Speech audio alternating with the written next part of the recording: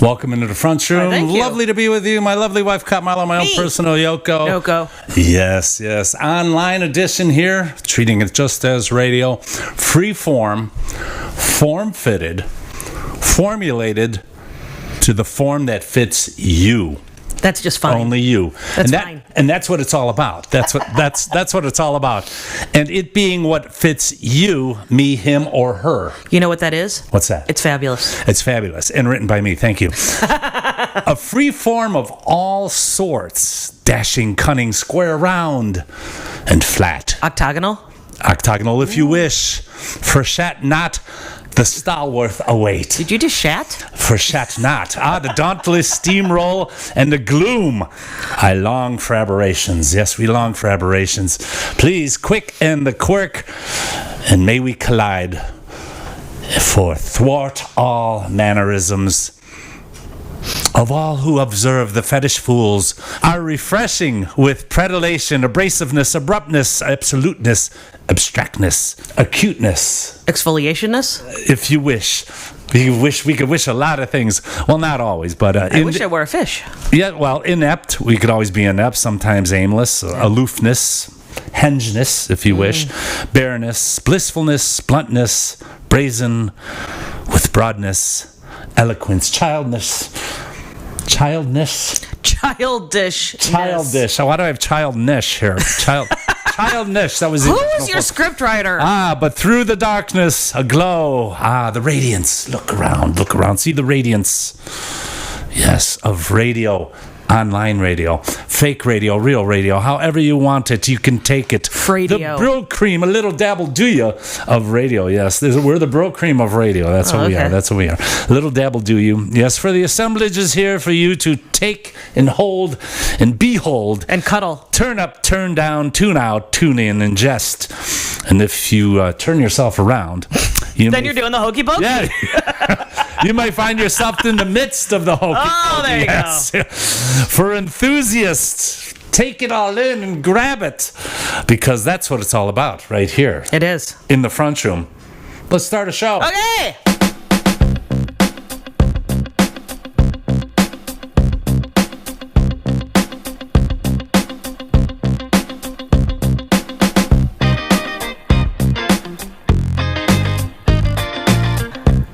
Minoko.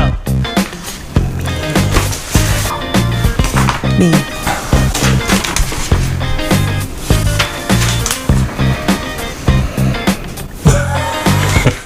Yes, of course. You know, I'm a Yoko fan. I'm aware. That's what these, actually what these are from. Those are from the radio, the actual. This is what from Music Underdogs. From Music Underdogs, the very first show when we were actually online. It was a radio show, but we were streaming. Late night radio show. We were streaming back then, 4 nights a week, 2 hours a day. Late night, and we used to start it like this, and then I'd put my bag art up because we all love bag art. I know you all love Yoko, as I do. A fondness for her.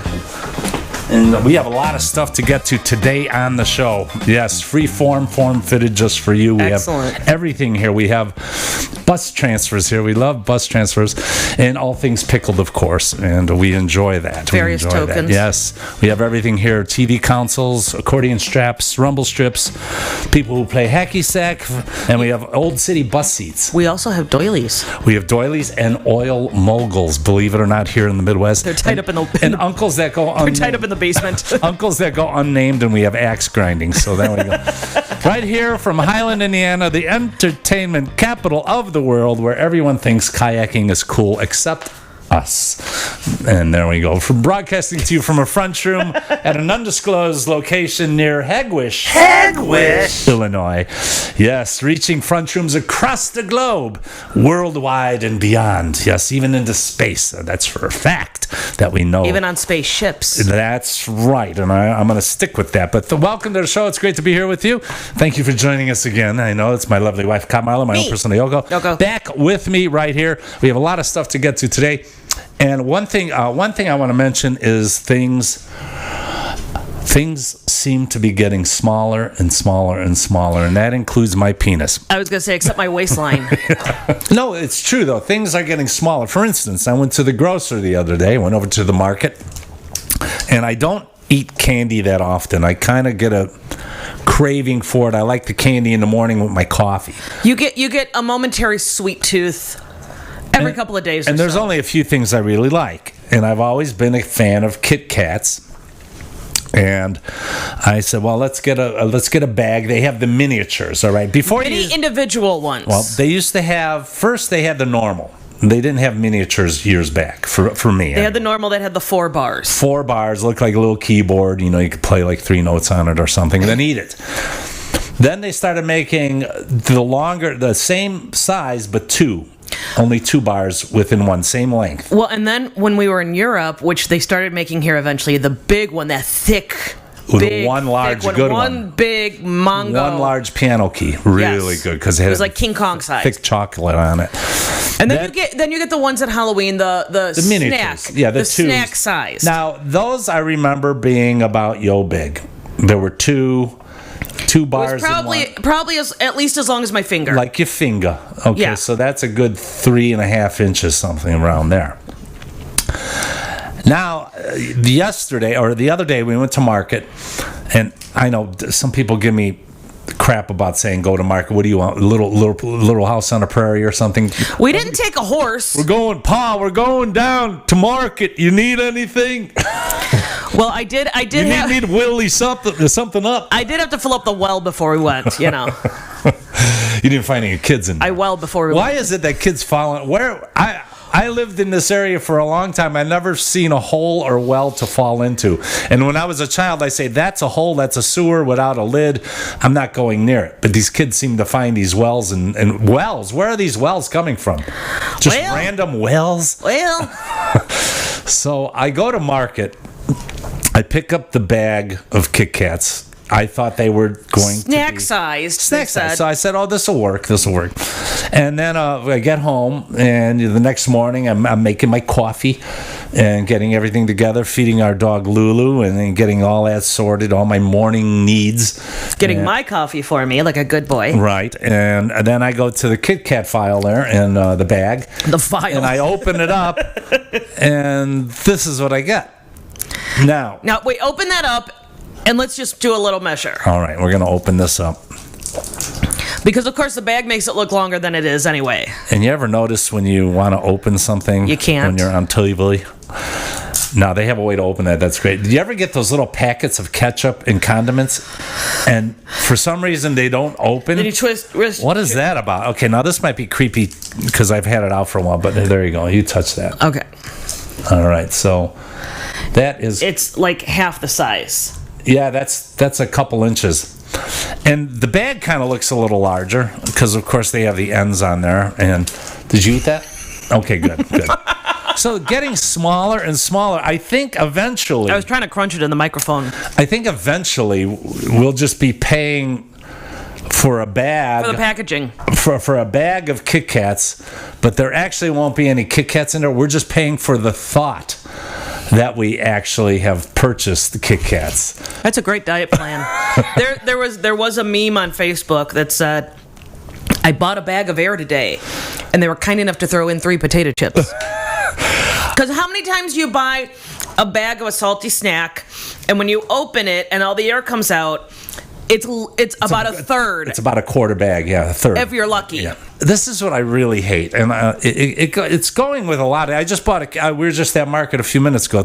We go to market a lot. We're shooting this on Father's Day, by the way. It doesn't matter, but we went to market and I needed some shaving cream. I like the Barbasol. I just buy the cheapest stuff they got. So I buy the Barbasol, and I notice the can is more slender than it used to be. Mm-hmm. So here again, they're cutting back, same price, less product.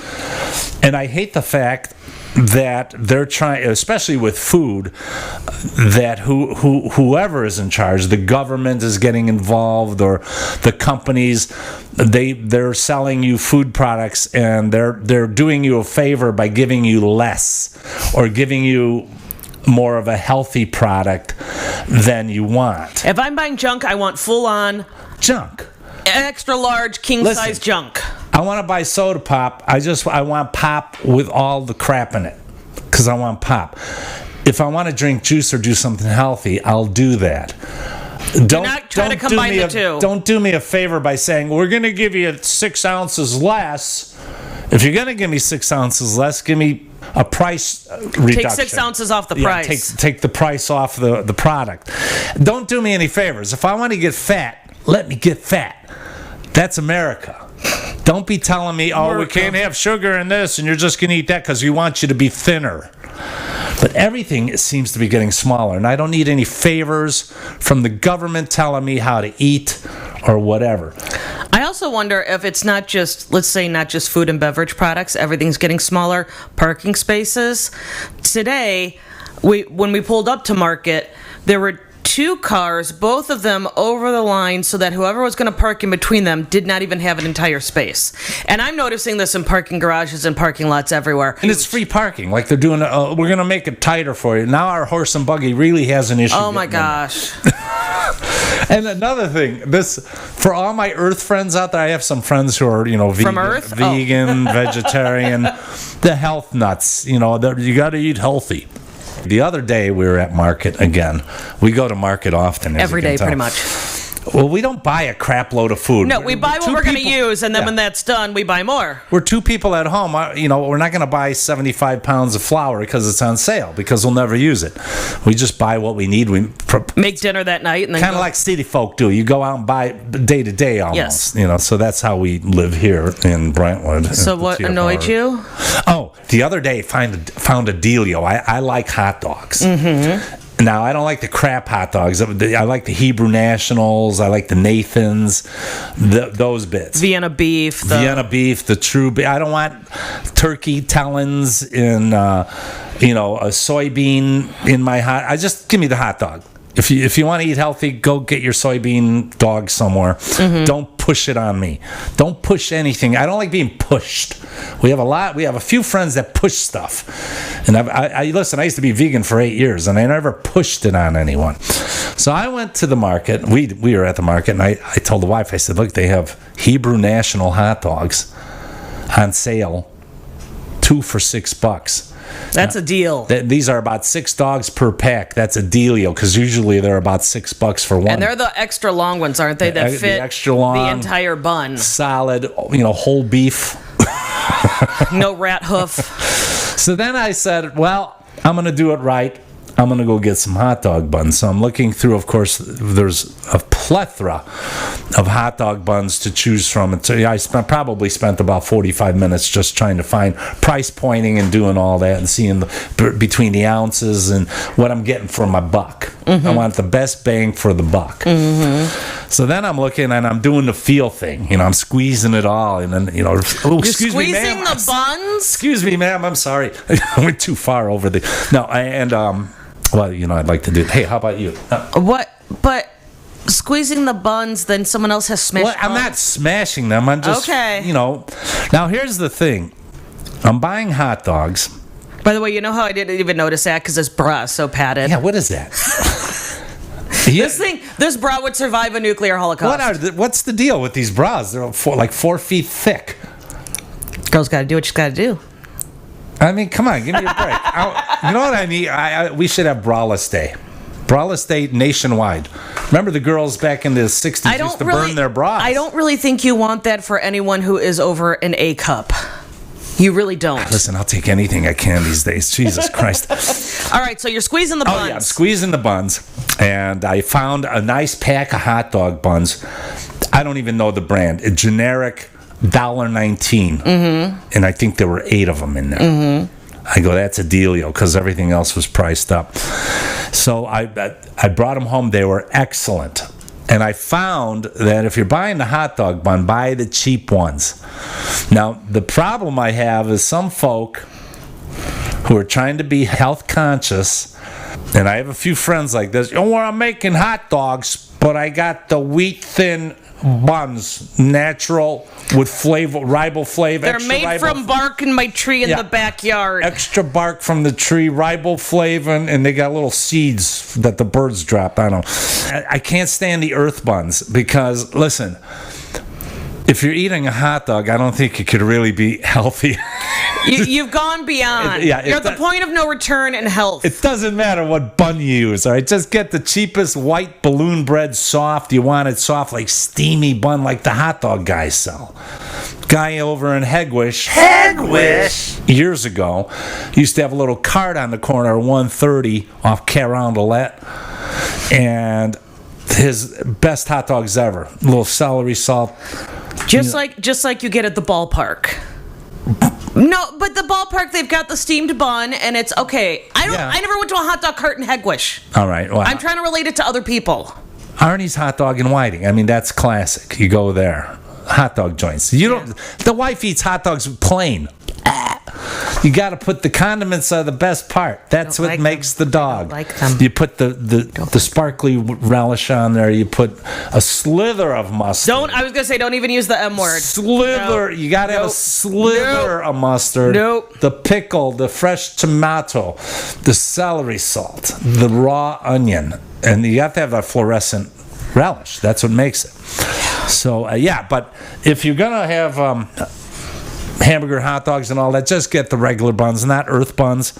And all my earth friends out there and the organic types, we're not gonna let you cook for us. A lot of that food just sucks. I'm sorry. I try, the organic vegetables aren't bad, okay, but my immune system is so solid that I could take any insecticide. So that's how it works. Or rat hoof. Southeast side rules, by the way. Southeast side rules. That's how all the Southeast siders roll around here. Right here in the front room.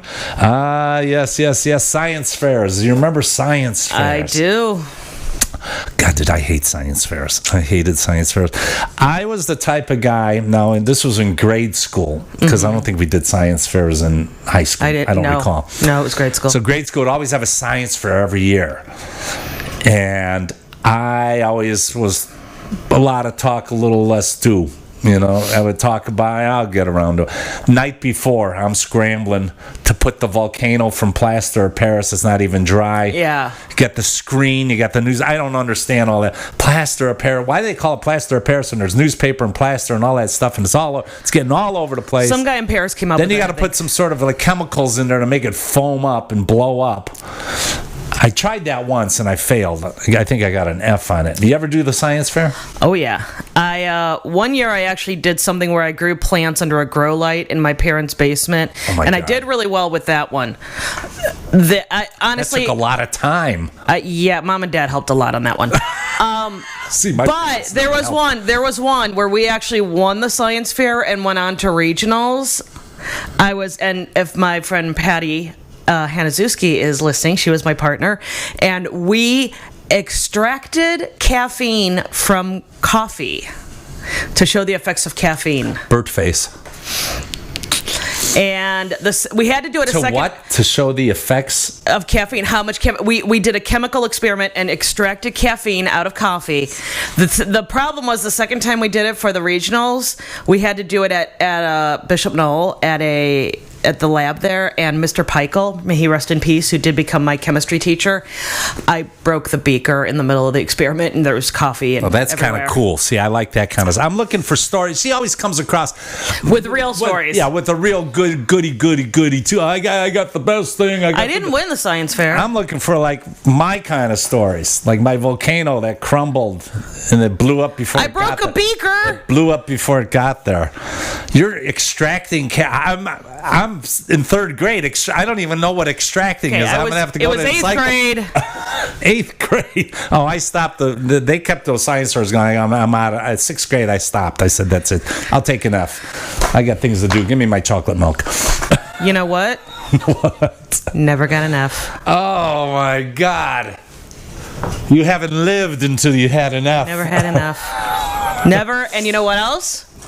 Never had a detention. I don't know how we met. Well, they say in some ways we are so flippin' different. My science fair, it was about 3 a.m. I'm surprised you didn't grow marijuana or something. It's grade school. Well, 3 a.m. I'm downstairs ripping down all the shelves looking for the erector set. There it is. The erector set. My brother's erector set from the 50s. And what was that for a science fair? I pulled it down. I said, I'll build a bridge that lifts. And I built a bridge that lifts up. It had a motor, the erector. What does that have to do with science? It's a bridge. You build it. Things go under it. Things go over it. Burt face. No, it was brilliant. Construction has nothing to do with science. I got a D+ on that. Oh my God. I brought. He's so proud of that. D+ was top notch. My dad's That's almost a C. My mom and dad were like, dude. All right, cheers. It's almost a C. No, I made a bridge. It was brilliant. It was a cross bridge. It was like thing that was like this. And then it had a thing up. It went up like this, like a catapult. A thing? Is this how you described it? A catapult. It was a catapult. And then the thing was like this. It should have had a catapult. And yeah, it did have one too. That was for when the enemy was coming. And then the bridge would go. Which was the principal? The bridge would go like this. Did it make that noise, or did you stand there and make that noise? No, it had made that noise. I had a motor and everything, and it had a little house next to it too. It had this little where the guy sits and does all the shit. So I did that one year. That was good. So that I got a D+. There is another bit I've seen where a kid for his science project compared the weight of having to do a science project with the amount of stress it causes on the family. Because everyone's involved in helping get the damn thing done. Oh, that's good. Yeah. Now, that's a good one. See, I never had help. It was, my parents were done. You obviously needed some. My parents were done with kids by the time I came. They're like, look, we raised 2 and they're 8 and 12 years older. This one's on his own. This one's on his own all the way. I think the next year, that may have been 3rd grade. In 4th grade, after I went to summer school all 3rd grade to get back into 4th grade, which I did. The next year, I got the old erector set out again, made a conveyor belt. I said, this is what the wave of the future. That's what I called it, the wave of the future. And what did you get on this? So what I did, the best thing I loved about grade school science fairs was buying the poster board. Oh, yeah. And the magic markers. I loved the magic markers, especially big fat ones. Now, this one's a permanent marker. This one's pretty good. It's a Sharpie, but it's a fatty. I actually think it does calligraphy, too. It has... No, this one not really, just a fat one. But this is the old school smell. Smell that. No. Just smell. Go ahead. Oh, God.